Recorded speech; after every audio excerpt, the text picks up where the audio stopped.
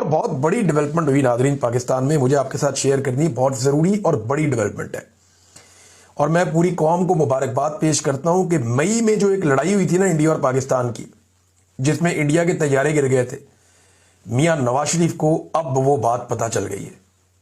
मियां नवाज शरीफ साहब ने अब स्टेटमेंट जारी किया वो मई वाले इंसिडेंट का।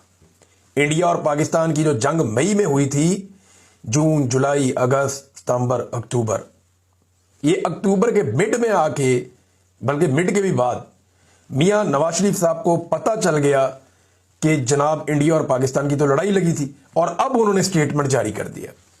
मियां साहब का स्टेटमेंट है, पाकिस्तान हमारी रेड लाइन है, पाकिस्तान की तरफ किसी को मैली आंख से देखने नहीं देंगे। क्या बात है मियां साहब की। मियां साहब आप सिर्फ महज 6 महीने लेट है, 5 महीने, लेकिन आपने स्टेटमेंट कमाल दिया।